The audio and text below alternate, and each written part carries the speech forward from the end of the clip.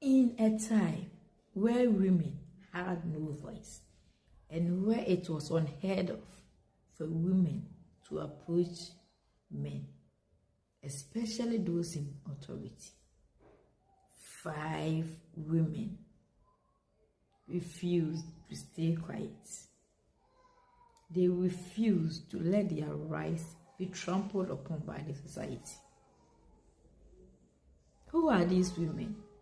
Mahlah, Noah, Hoglah, Tirzah, and Milcah, from the clan of Manasseh.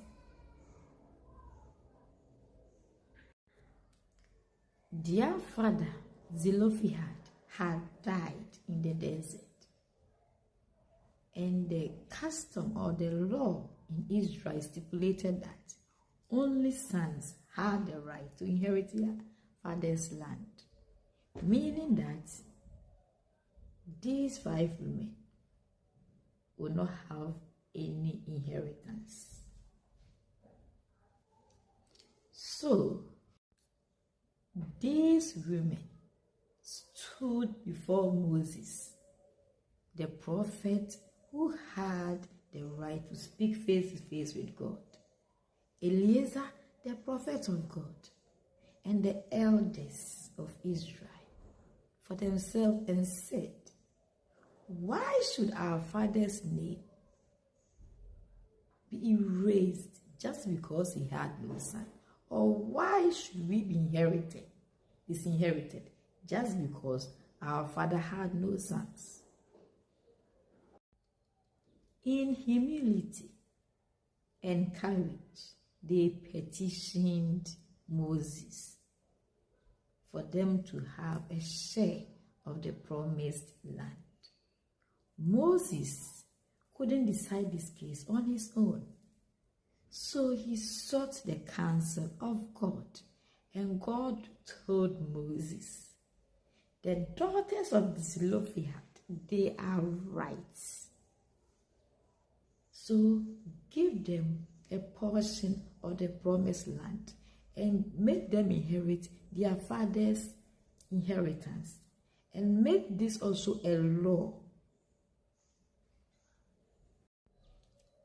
These daughters of Zelophehad did not only ask for land, they sought for justice, equality, and legacy.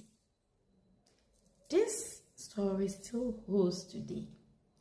Don't be afraid to speak up for what is right.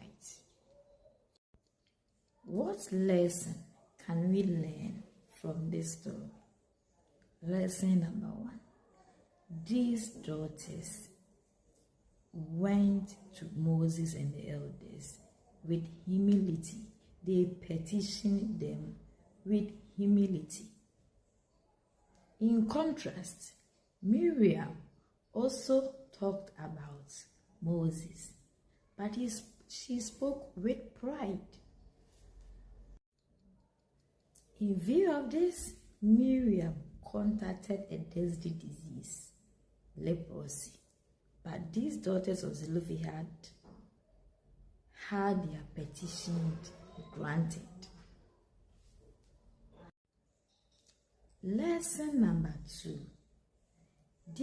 The Bible didn't say a daughter of Zelophehad, but it said the 5 daughters. So teamwork is the key. When you want to stand for what is right, don't go alone. If the need arises, go with people who have the same interest at heart, and the results will be favorable. Lesson number 3. Instead of murmuring, complaining, grumbling about our cases, we must go to the right source with humility and make our petitions known to them. And with this, we will get our petitions granted. Mind you, go there with humility, but be bold and act firmly. Your voice can also change a situation, so use your power for good and not to intimidate. This goes to those in authority. It is advisable to use our power to help the marginalized in the society and not to intimidate.